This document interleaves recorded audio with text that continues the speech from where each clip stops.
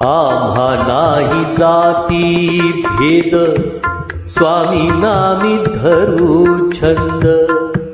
अलक निरंजन पंथ, तेथे आमची सर्व जात.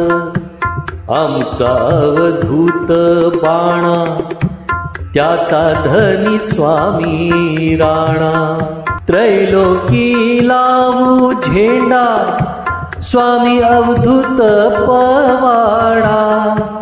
खरी खरी ही फकीरी, स्वामी सूत सांगे थोरी.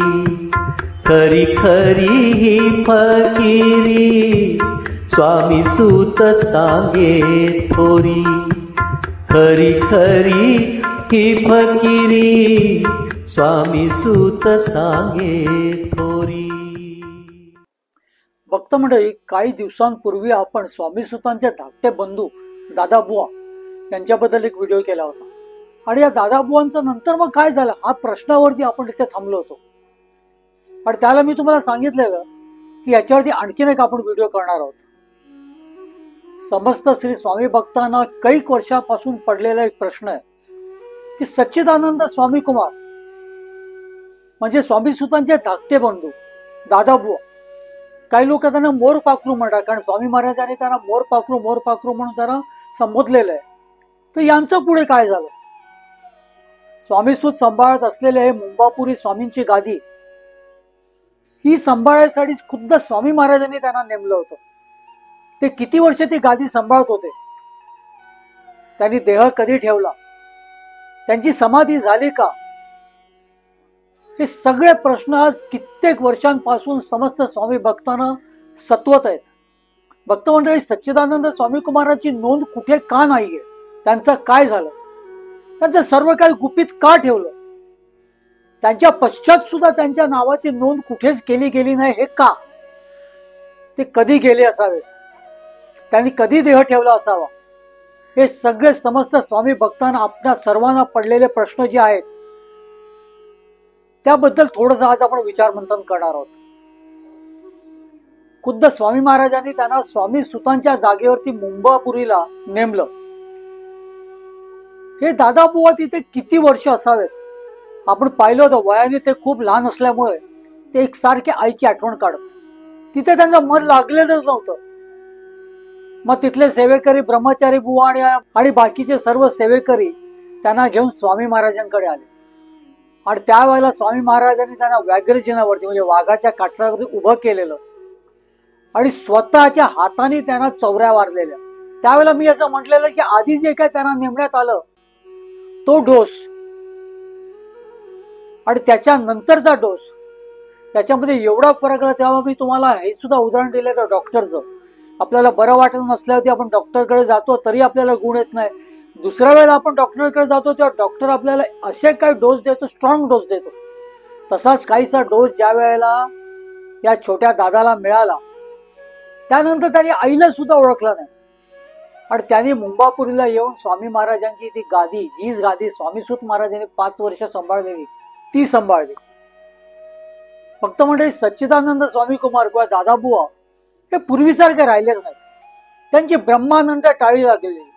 फार क्वचित असे प्रसंग आहेत की ज्याला ते माणसात आलेले आहेत.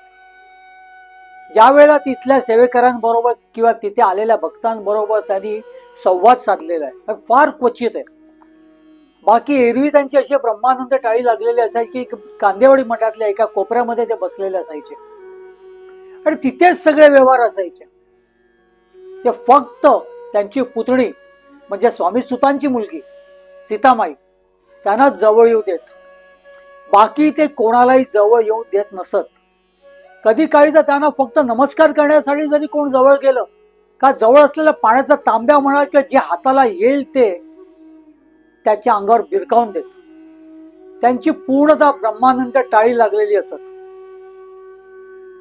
आणि अशा अवस्थेमध्ये माझ्या अभ्यासानुसार त्यांनी या कांदेवाडी मठामध्ये सुमारे 30 वर्ष घालवली. 30 वर्ष, 1-2 नाही तर 30. स्वामीसूत महाराज हे स्वामीसूत झाल्यापासून ते त्यांनी देह ठेवेपर्यंतचा काळ फक्त 5 वर्षाचा होता. पण त्यांचे बंधू सच्चिदानंद स्वामी कुमार हे 30 वर्ष, किमान 30 वर्ष ही मुंबापूरची स्वामी गादी ते सांभाळत. महाराजांनी त्यांना नेमलेलं त्या कामासाठी. स्वामीसुत महाराजांनी देह ठेवल्यानंतर तिथल्या काही सेवेकरांचं असं म्हणणं होतं की ब्रह्मचारी बुवांना तिथे नेमा.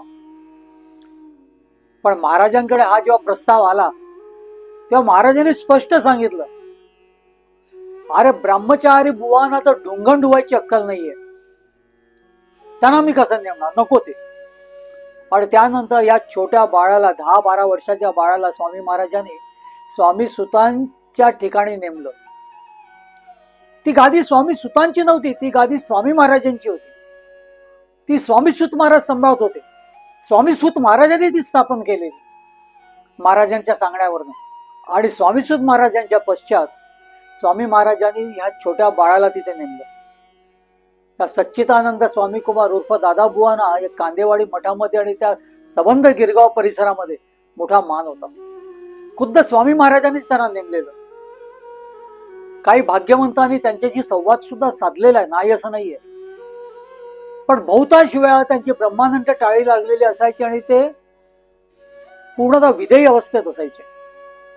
ते कधी कोणाबरोबर बोलत नसत, कोणालाही जवळ येऊ देत नसत, कोणाला कधी हाक मारत नसत, कोणाला कधी जवळ बोलवत नसत. अगदीच जर अशी काय गरज पडली तर स्वामी सुतांच्या कन्या ज्या होत्या, ज्यांना आपण सिद्धाबाई बोलतो, त्यांनाच ते हाक मारत फक्त. आणि त्याच त्यांची सर्व सेवा करत. कारण त्या कोपऱ्यामध्ये जिथे ते बसलेले असत तिथेच त्यांचे सर्व व्यवहार ते उरकत. भक्त मंडळी, स्वामी सुतांच्या पश्चात त्यांना जे तिथे नेमलेलं, त्यामुळे कांदेवाडीतले सगळे उत्सव म्हणा किंवा कांदेवाडीतली जी काय पत्रकं निघायची ती ह्यांच्या नावानेच निघायची.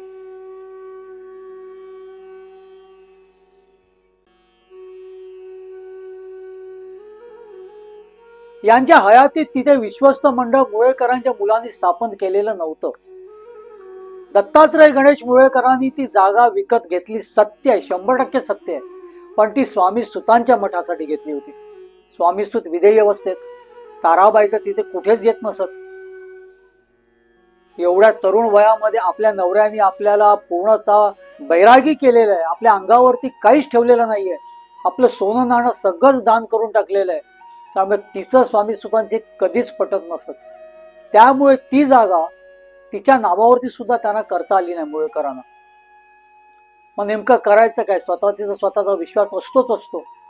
त्यामुळे ती तात्पुरती त्यांनी ती जागा स्वतःच्या नावावरतीच घेतली. पण ती जागा तिथून विकत घेणं आणि स्वामी सुतांच्या मठाला ती दान करणं हे महत्वाचं होतं. हा विषय वेगळा आहे, कधीतरी आपण नक्कीच घेऊया हा विषय. सध्या आपण सच्चिदानंद स्वामी कुमार उर्फ दादाबुवांबद्दल बोलतोय. दादाबुवांना तिथे नेमल्यावरती सगळे तिथले व्यवहार जे होते, सगळे उत्सव म्हणा किंवा तिथे काही करायचं असेल तर जी पत्रकं निघायची ती सच्चिदानंद स्वामी कुमार उर्फ दादाबुवा या नावानेच निघायची. आणि मी तुम्हाला सांगितल्यानुसार दादाबुवा तिथे किमान 30 वर्ष होते. फक्त म्हणजे स्वामी सुतांच्या पश्चात या ब्रह्मचारी बुवांना तिथे स्वामी सुतांच्या जागेवरती बसण्यामध्ये भलताच रस होता. ते विद्वान होते, त्याच्यामुळे त्यांच्या विद्वत्तेकडे पाहता तिथल्या सगळ्या सेवेकरांचं म्हणणं सुद्धा तेच होतं की ह्यांना आपण स्वामी सुतांच्या जागी नेमूया. पण महाराजांनी त्यांच्या नावावरती फुल्ली मारली आणि सच्चिदानंद स्वामी कुमारांना तिथे नेमलं, दादाबुवांना. दादाबुवांचं वय लहान, पण महाराजांनी त्यांना नेमलेलं, त्याच्यामुळे कोणालाच काही बोलता आलं नाही. ही गोष्ट ब्रह्मचारी बुवांना तशी फारशी पटली नाही. आणि त्यामुळे अशी नोंद आहे की ब्रह्मचारी बुवांचं आणि दादा बुवांचं कधीच एकमेकाशी पटलं नाही. आता नेमकं पटलं नाही म्हणजे काय झालं, काय वाद होते, याच्या काय कुठेच नोंदी नाहीयेत. सच्चिदानंद स्वामी कुमार तर पूर्णतः विधेयी अवस्थेत होते, मग त्यांच्याशी वाद ते काय होणार. पण जे काय घडलेलं ते ब्रह्मचारी बुवांना आवडलेलं नव्हतं. ब्रह्मचारी बुवांना कुठेतरी असं वाटत असेल की मी इथे एवढा विद्वान असताना हा त्यांचा भाऊ म्हणून फक्त त्यांना नेमण्यात आलाय का महाराजांनी त्यांच्याकडे काय पाहून त्यांना नेमलेलं आहे. आणि त्यामुळे त्यांनी त्यांच्याशी कधीच पटवून घेतलं नाही. काही दिवसांनी ते काशी यात्रेला चालले म्हणून सांगून त्यांनी काही दिवस भ्रमंती केली आणि ते कोल्हापुरामध्ये स्थायिक झाले. आज कोल्हापूरला त्या नदीकाठी त्यांची समाधी सुद्धा आहे. ब्रह्मचारी बुवांबद्दल बोलतो मी. ब्रह्मचारी बुवांची तिथे समाधी सुद्धा आहे. त्यांच्यावरती आपण आज ना उद्या एक एपिसोड करणारच आहोत. आता आपण दादा बुवांकडे येऊया. गणेश बल्लाळ मुळेकर ज्यांना स्वामी महाराजांनी स्वामी सुतांकडे जायला सांगितलेलं, तिथे जाऊन तू तुझी सेवा कर, त्यामुळे ते इथे आले. इथे येताच त्यांना असं कळलं की जागेवरती टाच आलेली आहे, त्याचं भाडं कितीतरी दिवस चुकतं झालेलं नाहीये. म्हणून ती त्यांनी जागा विकत घेतली. स्वामी सुतांच्या नावावर करता आली नाही. स्वामी सुतांची बायको ताराबाई सुद्धा त्याच्यामध्ये काहीच रस घेत नव्हती, म्हणून त्यांनी काही दिवस स्वतःच्या नावावर ठेवली. हे जे मुळेकर जे होते, त्यांनी स्वामी महाराजांचं एक चरित्र संकलन केलेलं. त्यावेळेला पुण्याला एक नियतकालिक काय चालत असे, त्याचं नाव होतं पुणे वैभव. आणि त्या पुणे वैभवातून त्यांनी समस्त महाराष्ट्रातील भाविक जनांना एक आवाहन केलेलं की जे जे स्वामी समर्थ महाराजांचं अक्कलकोटला जाऊन ज्यांनी ज्यांनी दर्शन घेतलेलं आहे आणि त्यांना जे जे अनुभव आलेले आहेत ते आमच्यापर्यंत पाठवा. म्हणजे प्रत्यक्ष महाराजांना ज्यांनी बघितलंय देहधारी त्यांच्याबद्दल बोलतो बरं का, कारण त्या काळात ते त्यांनी आवाहन केलेलं लोकांना. आणि या सर्व लोकांनी जे जे महाराजांकडे आम्ही असे जाऊन आलो, त्याला असं घडलं तसं घडलं, हे जे त्यांच्याकडे पाठवलेलं आहे ते त्यांनी त्या काळामध्ये पुणे वैभवला एक एक एक एक लेख असा करून तो प्रकाशित केला. त्या काळामध्ये महाराजांकडे गेलेल्यांचे खूप लेख आले. आणि नंतर मग त्यांचं असं काहीतरी ठरलं की हे सगळे लेख संकलित केलेले हे जे काही सगळे अनुभव आहेत महाराजांचे, ते आपण एकत्र करून त्याचं आपण महाराजांचं चरित्र करूया. ते त्यांनी सगळे एकत्र केले आणि स्वामी महाराजांचं चरित्र छापलं. ही गोष्ट 1800तली. 1901 साली तर मुळेकर स्वतः वारले. त्यांनी जी पहिली आवृत्ती जी केली त्याच्यामध्ये त्यांनी स्वतः सुद्धा काही लेख लिहिलेले आहेत किंवा काही असे लेख असे आहेत की ते स्वामी सुतांचं चरित्र आहे, त्या बाळप्पांचं चरित्र आहे, असे काही लेख आहेत. आता 1800च्या शेवटला जे काही त्यांनी चरित्र छापलेलं आहे त्याची प्रत माझ्यापर्यंत आलेली नाही, पण ते मी चरित्र बघितलेलं आहे. पण त्याच्यातला लेख जो आहे त्याच्याबद्दल आपण बोलूया. स्वामी सुतांच्या चरित्रामध्ये त्यांनी शेवटाला असं सांगितलेलं आहे, खूप जुनी जुनी चरित्र जी आहे त्याची माझ्याकडे मूळ प्रत नसल्यामुळे ज्यांच्याकडे आहे त्यांच्याकडून मी त्याचं रीतसर झेरॉक्स घेतलेलं आहे. आणि त्यातली माझ्याकडे 1904 सालची प्रत आहे, दुसरी आवृत्ती. आणि त्या दुसऱ्या आवृत्तीपर्यंत त्या मुळेकरांनी संकलित केलेल्या स्वामी चरित्रामध्ये स्वामी सुतांचा जो अध्याय आहे, स्वामी सुतांचा जो लेख आहे पूर्णतः स्वामी सुतांच्या चरित्राबद्दल, त्याच्यामध्ये त्यांनी शेवट असा केलेला आहे. म्हणजे स्वामी सुतांनी देह ठेवला वगैरे ते सगळं काय त्यांनी सांगितलेलं आहे. पण त्याच्यानंतर या कांदेवाडीच्या मठाबद्दल जेव्हा ते बोलायला जातात आणि त्या लेखाचा जेव्हा शेवट करतायत तेव्हा जे काही त्यांनी सांगितलंय ते मी तुम्हाला वाचून दाखवतो. ते बोलतात दादाबुवांबद्दल. सच्चिदानंद स्वामी कुमार हे नाव घेऊन दादोबा मुंबईच्या मठात सेवा करू लागले. हल्ली आत्मलिंग तेच सेवा करीत आहेत. बुवा लहान असल्यामुळे त्यास यावी तशी प्रौढ बुद्धी अद्याप आलेली नाही. काही लोक या कारणाने त्यास नावे ठेवतात. महाराजांनी किती प्रेमाने त्यास दीक्षा दिली आहे हे वरील वृत्त वाचून निंदकांची तोंडे बंद होतील अशी आमची आशा आहे. त्यानंतर शेवटला ते काय म्हणतात ते बघा. हल्ली पादुका सरकारी तबेल्यात भाड्याच्या घरात आहेत. श्री स्वामी कृपेने लवकरच मठ तयार होऊन बुवा हे महाराजांचा झेंडा फडकवतील यात तीळ मात्र संदेह नाही. भक्त म्हणजे याचा अर्थ काय? याचा अर्थ हाच आहे की ज्या वेळेला हा मठ मोडकळीला आलेला आणि म्युन्सिपालिटीचे त्याला नोटीस लागलेली की आता खाली करा, या वास्तूमध्ये वावर करणं धोकादायक आहे, त्यावेळेला सीताबाईंनी या पादुका सरकारी तबेल्यामध्ये एका आपल्या भक्तांनी दिलेल्या जागेमध्ये तात्पुरत्या नेल्या. या पादुका सरकारी तबेल्यामध्ये जेव्हा नेण्यात आल्या त्याला सीताबाईंच्या बरोबर दादाबुवा सुद्धा होते. या जीर्णोद्धाराचं जे काय पूर्ण जबाबदारी आहे ही गंगाराम साहेब पुलीनी उचललेली. त्याच्यामुळे त्यांना माहिती होतं आपल्याला इथून कुठेतरी थोड्या दिवसांसाठी हलावं लागणार. पण जशा सीताबाई तिथून निघाले आणि सरकारी तबेल्यात जाऊन राहिल्या तसं इथे 2-3 वर्षामध्ये 1907 साली विश्वस्त मंडळ स्थापन केलं. कोणी? दत्तात्रय गणेश मुळेकरांनी. आणि ह्या विश्वस्त मंडळामध्ये त्यांना विश्वस्त म्हणून घेतलं गेलं नाही, सीताबाईंना विश्वस्त घेतलं गेलं नाही तिथे. तर सीताबाई आणि सीताबाईंचा मुलगा या दोघांना तिथे पुजारी म्हणून नेमण्यात आलं. ही अशी नोंद आहे ट्रस्टीड मध्ये. 1907 साली ज्यावेळेला ट्रस्ट डीड घडलं त्यावेळेला त्या ट्रस्ट डीड मध्ये सच्चिदानंद स्वामी कुमार किंवा दादाबुवांचं नाव नाहीये. सीताबाई आणि त्यांचा मुलगा शंकर यांना पुजारी नेमण्यात आलेलं आहे. तिथे सच्चिदानंद स्वामी कुमारांचं नाव कुठेच नाहीये. त्यामुळे सच्चिदानंद स्वामी कुमारांनी देह बहुतेक सरकारी तबेल्यात ठेवला असावा असं एकंदरीत दिसतंय. ज्या अर्थी मुळेकरांच्या संकलित चरित्रामध्ये त्या स्वामी सुतांच्या अध्यायाच्या शेवटाला ते सांगतायत की लवकरच या मठाचा जीर्णोद्धार होईल आणि हा मठ दादाबुवा येऊन व्यवस्थितरित्या सांभाळतील. त्याचा अर्थ 1904 सालापर्यंत दादाबुवा हयात होते. अतिशय दुःखद आहे की आपल्याला अंदाज करावा लागतोय. दादाबुवांच्या हयातीत इथे ट्रस्ट स्थापन करण्याची कोणाचीच हिंमत नव्हती. गणेश बल्लाळ मुळेकरांनी अगदी साफ मनाने, अगदी स्वच्छ मनाने स्वामी सुतांच्या मठासाठी त्यांनी घेतली होती. दादाबुवा या मठामध्ये सेवा करत होते. त्यावेळेला सुद्धा गणेश बल्लाळ मुळेकर होतेच सीओ. शेवटाला काहीतरी 3-4 वर्ष मात्र ते बेड रिडन होते, बिछाणावरती पडून होते. आणि त्यांच्या पश्चात, त्यानंतर दादाबुवांच्या पश्चात इथल्या काही मंडळींनी इथे विश्वस्त मंडळ स्थापन केलं. आणि असं सांगण्यात आलं की हा मठ गणेश बल्लाळ मुळेकरांनी जागा विकत घेतलेली आहे. इथे पादुका कशा आल्या दुसऱ्या त्याच्याबद्दल सुद्धा मी एपिसोड केलेला आहे. त्यामुळे दादाबुवांनी इथे किमान 30 वर्ष आपण समजूया की या मठामध्ये सेवा दिली. भक्त म्हणजे 1874 साली स्वामीसुत महाराजांनी देह ठेवला. त्यानंतर खुद्द स्वामी महाराजांनी दादाबुवांना स्वामी सुतांच्या जागी नेमलं. ते जेमतेम काही महिन्यातच, म्हणजे 1874 सालीच दादाबुवांना नेमण्यात आलं असं आपण समजूया. आणि 1874 पासून ते 1904 सालापर्यंत ते निश्चित होते. त्याच्या आधीची काही पत्रक आहेत ती मी तुम्हाला इथे मुद्दामून दाखवत नाही, कारण मला हा एपिसोड लांबवायचा नाहीये. या मठासाठी निधी मागितला गेला, तो सुद्धा दादाबुवांच्या नावानेच मागितला गेलेला आहे. म्हणजे 1904 सालातला आपल्याकडे मुळेकरांचं संकलित चरित्र जर आपण बघितलं, त्याच्यामध्ये दादाबुवांची हयात म्हणून नोंद आहे. मी सर्व पत्रकं आणि कागदपत्र एकत्र करून एक एपिसोड नक्की करणार आहे. पण आता सगळंच जर एकत्र दिलं तर तुम्हाला मी काय बोलतो हेच करणार नाहीये. म्हणून काही निवडक कागदपत्र आणि ती पत्रकं या एपिसोडमध्ये मी तुम्हाला दाखवतोय.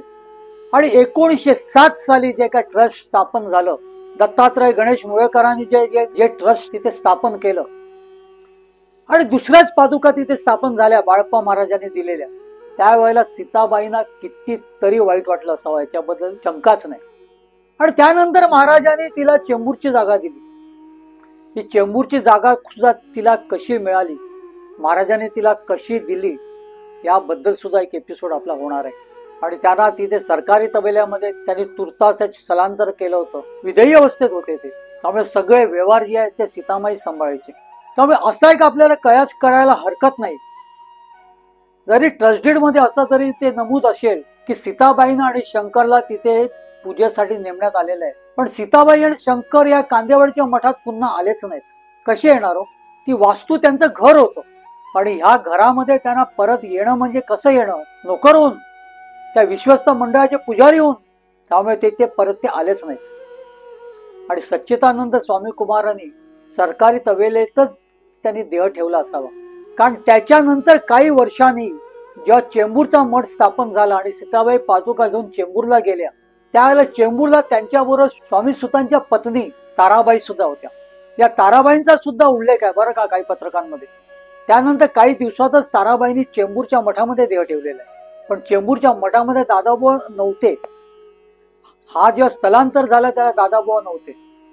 हा विश्वस्त मंडळ जेव्हा स्थापन झाला तेव्हा सुद्धा दादाबुवा नव्हते, कारण दादाबुवांच्या हयातीमध्ये या मंडळींना, म्हणजे दत्तात्रय गणेश मुळेकरांच्या मंडळींना इथे विश्वस्त मंडळ स्थापन करणं शक्य नव्हतं. त्यांची हिंमतच नव्हती. बरं, याच्यामुळे आणखीन एक गोष्ट अशी आहे, हे विश्वस्त मंडळ स्थापन झाल्यानंतरचे काही वाद आहेत, हा सुद्धा आपला वेगळा विषय आहे. त्यामुळे हा सुद्धा मी इथे काही सांगणार नाहीये. भक्त मंडळी, सच्चिदानंद स्वामी कुमार उर्फ दादाबुवा, स्वामी महाराजांनी त्यांना या मठामध्ये स्वामी सुतांच्या जागेवर नेमलेलं. स्वामी सुत म्हणजे मोठा अधिकार, परमोच्च अवस्थेतली ती अवस्था. प्रत्यक्ष स्वामी महाराजांनी त्यांना मांडीवर घेऊन माझा सूत आहे सांगितलेलं. त्यांच्या जागेवर त्यांच्याच धाकट्या भावाला नेमण्यात आलं काही महिन्यातच, तुम्हाला सांगितल्यानुसार. म्हणजे 1874 पासून ते 1906 पर्यंत, म्हणजे जवळजवळ 32 वर्ष. 30 वर्ष मी तुम्हाला अंदाज सांगितलेला. किमान 32 वर्ष सच्चिदानंद स्वामी कुमार उर्फ दादाबुवा या मठामध्ये होते. आणि त्यांना इथे भलताच मान होता. स्वामी महाराजांनी त्यांना नेमलेलं. स्वामी सुतांचे ते बंधू होते. फक्त एकच गोष्ट की ते विधेयी अवस्थेत होते. फार क्वचित ते माणसात येत, त्यामुळे ते कोणाला जवळ घेत नव्हते. त्यांच्या जवळ कोण जात नव्हतं. त्यांची सेवा फक्त सीताबाईच करायची. सीताबाईंच्या खेरीज ते कोणाला जवळ येऊन देत नसत. सीताबाईंच्या हातूनच ते जेवायचे, खायचे. तिथे सर्व सेवा जी काय होती ती फक्त सीतामाईच करायची. एखाद्या लहान बाळाची जशी सेवा करावी तशी सच्चिदानंद स्वामी कुमार उर्फ दादाबुवांची सीतामाईंनी सेवा केलेली आहे. त्यामुळे भक्तगण, आज सुद्धा एक प्रश्नचिन्ह आहे आपल्याकडे की सच्चिदानंद दादाबुवांचं पुढे झालं काय. मी फक्त एवढाच उलगडा करतोय तुमच्याकडे की ते किती सालापर्यंत होते. तशा काही आपल्याला नोंदी मिळाल्या स्वामी महाराजांच्या कृपेमुळे म्हणून हे आपल्या कैक स्वामी भक्तांना माहिती सुद्धा नाहीये. त्यानंतर तिसरी आवृत्ती होती ती 1956 मध्ये आली. या 1956 मध्ये अगदी सोयीस्कररित्या या स्वामी सुतांचा जो अध्याय आहे त्याच्या शेवटला बदल करण्यात आला. तसे तर कैक बदल झालेले आहेत, पण आता सच्चिदानंद स्वामी कुमारांच्या बाबतीत आपण बोलतोय पण फक्त तेवढ्या पुरतं बोलतो मी. स्वामी सुतांच्या अध्यायामध्ये स्वामी सुतांनी देह ठेवला, त्याच्यानंतर जे काही घडलेलं आहे त्याच्यामध्ये अगदी दुसऱ्या आवृत्तीपर्यंत ते सांगतात की सच्चिदानंद स्वामी कुमार दादाबुवा हा मठ सांभाळतायत, पादुकांची सेवा करतायत. असं 1904 साली प्रकाशित केलेल्या मुळेकरांच्या संकलित चरित्रातली ती नोंद आहे. त्याच्यानंतर 1956 साली तिसरी आवृत्ती आली. कितीतरी वर्षानंतर तिसरी आवृत्ती आली. त्याच्यामध्ये असा सोयीस्कररित्या कसा बदल केलाय तो मी तुम्हाला सांगतो. या 1956 सालातल्या स्वामी चरित्रामध्ये, मुळेकरांनी संकलित केलेल्या स्वामी चरित्रामध्ये त्याचं प्रकाशन कोणी केलंय ते पण सांगतो. त्याचं प्रकाशन केलेलं ग मुळेकर म्हणून, म्हणजे दिगंबर गणेश मुळेकर, हे सुद्धा गणेश बल्लाळ मुळेकरांचे चिरंजीव बरं का. त्यांनी आपल्या वडिलांनी संकलित केलेल्या जे काय स्वामी चरित्रामध्ये स्वामी सुतांच्या अध्यायामध्ये शेवटला जो काय बदल केलेला आहे तो आता मी तुम्हाला वाचून दाखवतो. पहिला तर मी तुम्हाला वाचून दाखवलेलाच आहे. ते असं लिहितायत: सच्चिदानंद स्वामी कुमार हे नाव घेऊन दादाबुवा मुंबई मठात सेवा करू लागले. काही वर्ष महाराजांची सेवा करून तेही स्वामी चरण लीन झाले. कधी लीन झाले नेमकं हे त्याच्यामध्ये सांगितलेलं नाहीये. त्यांच्या पश्चात श्री स्वामी सुतांची मुलगी व नातू महाराजांची पूजा अर्चा करून कालक्रमण करीत होते बरं का. श्री स्वामी सुतांची मुलगी नंतर स्वर्गास्थ झाल्या, म्हणजे सीताबाईंबद्दल बोलतायत. व स्वामी सुतांचा नातू सध्या स्वामीरायांची पूजा अर्चा करून कालक्रमण करीत आहे. पण कुठे हे सगळं कुठे? कांदिवली मठामध्ये. स्वामी सुतांच्या मुलीला म्हणजे सीतामाईला परत या मठामध्ये प्रवेश देण्यातच आला नाही. तिथे वेगळ्याच पादुका स्थापन झाल्या. तुम्ही भले तुमच्या ट्रस्टेड मध्ये असं लिहिलेलं आहे की त्यांची मुलगी आणि त्यांचा नातू तिथे पुजारी राहतील, पण ते आलेच नाहीत तिथे. 1907 सालाच्या ट्रस्टेड मधली ही नोंद आहे की त्यांना पुजारी नेमण्यात येईल. फक्त त्यांना पुजारी नेमण्यात येईल अशातला भाग नाही का त्यांच्याकडून काही चुका झाल्या तर त्यांना तिथून काढून टाकण्याचा अधिकार सुद्धा ते हा विश्वस्त मंडळाकडे राहील. त्या तर तिथे आल्याच नाहीत. सीताबाईंची स्वामी महाराजांनी चेंबूरला सोय केली. 1917 साली चेंबूरमध्ये मठाची स्थापना झाली आणि त्या पादुका ज्या घेऊन त्या सरकारी तबेल्यामध्ये गेल्या होत्या त्या पादुका त्या घेऊन चेंबूरला गेल्या परस्पर बरं का, कांदिवळच्या मठामध्ये न येता. पण हे काय बोलतायत?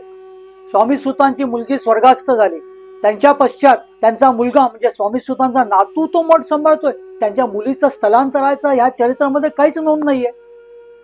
त्यामुळे वाचक तर हेच समजताय की कांदिवळी मठाबद्दलच बोलतायत. भक्तगण हो, सीताबाईंचा मुलगा शंकर हा सीताबाईंच्या हयातीतच गेला.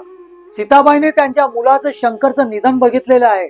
मग त्यांच्या पश्चात हा त्यांचा नातू कसा काय तिथे सेवा करेल? सीताबाई 48 सालापर्यंत होत्या आणि त्याच्या आधीच त्यांच्या मुलाचं निधन झालेलं. सीताबाईंचे अंत्यविधी जे आहे ते सीताबाईंच्या नातवांनी केलेले आहेत.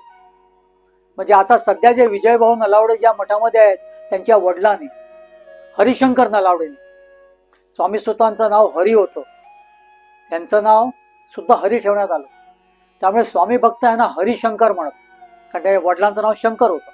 या हरिशंकर नलावडेंनी स्वतःची आजी सिद्धाबाईंचं सगळी अंत्यविधी केलेली आहे. त्यांचा मुलगा तर त्यांच्या हयातीतच गेला होता, मरण पावलेला. तुम्हाला वाटत असेल हे जे सच्चिदानंद दादाबुवांच्या बद्दल सांगताना हे सगळं विषयांतर का होतंय? हे फक्त एवढ्यासाठीच होतंय कारण सच्चिदानंद स्वामी कुमारांनी देह ठेवल्या यांची सगळी कारस्थानं सुरू झाली. सच्चिदानंद स्वामी कुमारांनी देह ठेवेपर्यंत तिथे ट्रस्ट डीडची स्थापना झाली नाही.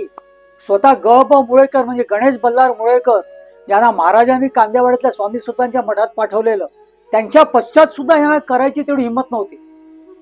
कारण सच्चिदानंद स्वामी कुमार तिथे होते. तिथून ते सरकारी तबेल्यात गेले. सरकारी तबेल्यात सुद्धा ते हयात असताना तिथे कांदेवाडीमध्ये त्यांना विश्वस्त मंडळ स्थापन करू शकले नाहीत. ते नाही करू शकले. म्हणजे भक्तगण एक मात्र निश्चित आहे की सच्चिदानंद स्वामी कुमारांना उर्फ दादाबुवांना स्वामी महाराजांनी 1874 साली महाराज श्री स्वामी सुत महाराजांनी देह ठेवताच नेमलं. स्वामी सुतांच्या जागेवरती नेमलं. अगदी 1906 सालातल्या त्या मठाच्या पत्रकांवरती त्यांचं नाव आहे. आणि 1907 साली जेव्हा तिथे विश्वस्त मंडळ स्थापन करण्यात आलं, जेव्हा तिथे दत्तात्रय गणेश मुळेकरांनी विश्वस्त मंडळाची स्थापना केली, त्यावेळेला तिथे जे ट्रस्ट डीड करण्यात आलं, त्या ट्रस्ट डीड मध्ये सच्चिदानंद स्वामी कुमार उर्फ दादाबुवांचं नाव नाहीये. त्यामुळे एक गोष्ट मात्र आपण छाती ठोकून सांगू शकतो की 1906च्या नंतरच 7च्या आधी 6 किंवा 7 साली त्यांचं निधन झालेलं आहे किंवा त्यांनी देह ठेवलेला आहे. हे सगळं का लपवलं जातं? हे लपवण्या पाठचा नेमकं कारण काय? त्याचा उद्देश काय? सच्चिदानंद स्वामी कुमार 1 वर्ष होते, 2 वर्ष, 3 वर्ष होते? तब्बल 30 वर्ष त्यांनी महाराजांची गादी सांभाळलेली आहे. त्यांची फक्त सच्चिदानंद स्वामी कुमार स्वामी महाराजांनी त्यांना नेमलेलं होतं हीच ओळख नाही, तर त्यांची स्वामी सुतांचे धाकटे बंधू म्हणून सुद्धा ओळख होती. भले ते विधेयी अवस्थेत असतील, कितीतरी असे संत आपले काळबुवांसारखे विधेयी अवस्थेत होते, पण त्यांच्याबद्दल काहीतरी लिखाण करून ठेवलेलं आहे, त्यांच्या काहीतरी नोंदी आहेत. मग या सगळ्या नोंदी नष्ट कशा झाल्या? कुठेतरी कोणाकडे लांब कुठेतरी असलेली पत्रकं काय मला मिळत आहेत आणि त्याच्यामध्ये सच्चिदानंद स्वामी कुमारांचं दादाबुवांचं मला नाव मिळतंय. आणि जेव्हा मी ट्रस्ट डीड मिळवलं तर त्याच्यामध्ये सुद्धा सच्चिदानंद स्वामी कुमारांचं नाव नाहीये. आणि तेव्हा आपल्याला एक अंदाज करावा लागतोय की सच्चिदानंद स्वामी कुमार ज्यांना प्रत्यक्ष स्वामी महाराजांनी कांदेवाडी मठामध्ये नेमलेलं, स्वामी सुतांच्या जागेवर नेमलेलं, ज्यांनी 30 वर्ष हा मठ सांभाळला, ज्यांच्याकडून विधेयी अवस्थेत सुद्धा भरपूर कार्य झालं असावं, या 30 वर्षांच्या नोंदी कोणी गायब केल्या? का गायब केल्या? आज आपल्याला त्यांच्याबद्दल काहीच का मिळत नाहीये? याचं उत्तर कोण देणार किंवा इतर कोणाला जाऊन विचारणार? याची उत्तर फक्त आजचं कांदेवाडीचं विश्वस्त मंडळ देऊ शकतं. आजचं कांदेवाडीचं विश्वस्त मंडळाचीच ही जबाबदारी आहे की त्या काळात जे काय घडलेलं आहे ते आमच्यापर्यंत पोचवा. समस्त स्वामी भक्तांना कळू द्या. ते लपून काय तुमचा फायदा होणार आहे? 30 वर्ष स्वामी सुतांची गादी सांभाळलेल्या एका विभूतींचं जी काय माहिती आहे त्यांच्यापासून तुम्ही वंचित ठेवतायत. आणि भक्त मंडळी, म्हणूनच आजच्या थंबनेल वरती आपलं मोठं प्रश्नचिन्ह आहे. त्यांच्याबद्दल कोण सांगणार?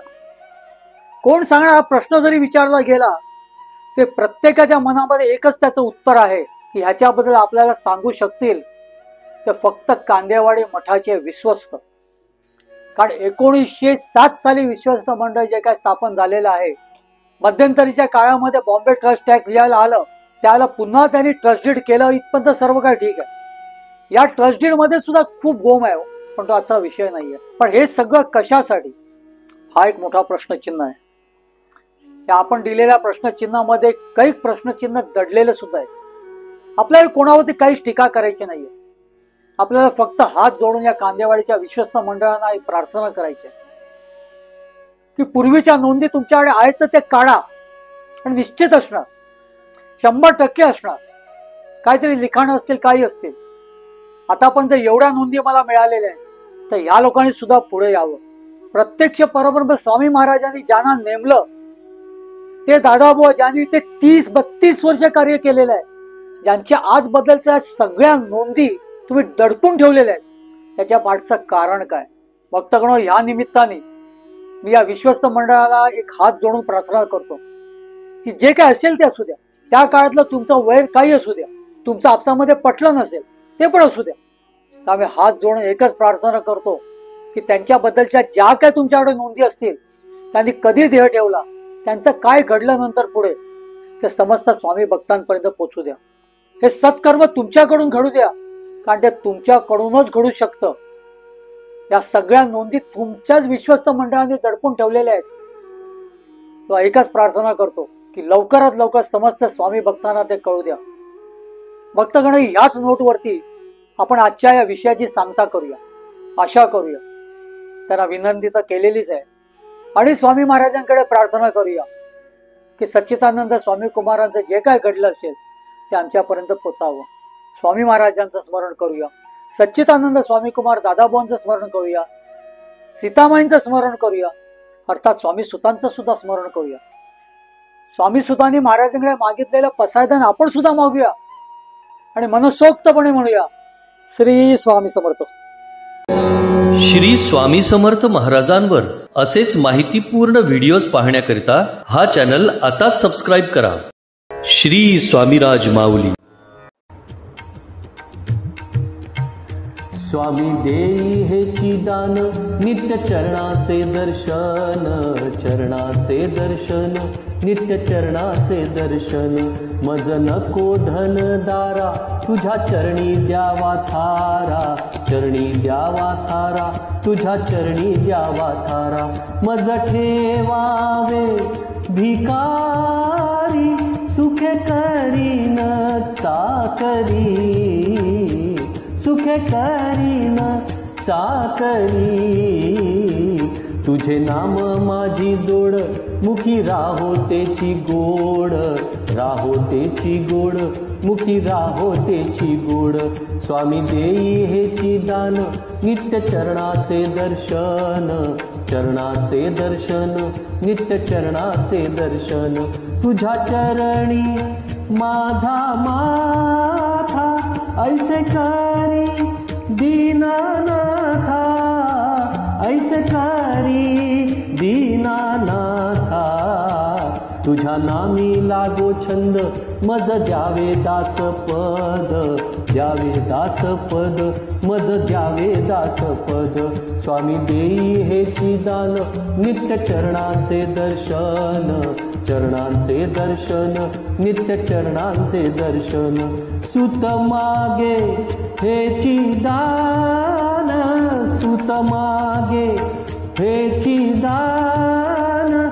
तुझ्या चरणी होऊलीन, तुझ्या चरणी होऊलीन. स्वामी देई हेची दान, नित्य चरणांचे दर्शन, चरणांचे दर्शन, नित्य चरणांचे दर्शन. मज नको धन दारा, तुझ्या चरणी द्यावा थारा, चरणी द्यावा थारा, तुझ्या चरणी द्यावा थारा. स्वामी देई हेची दान, नित्य चरणांचे दर्शन, चरणांचे दर्शन, नित्य चरणांचे दर्शन. स्वामी देई हेची दान, स्वामी देई हेची दान, स्वामी देई हेची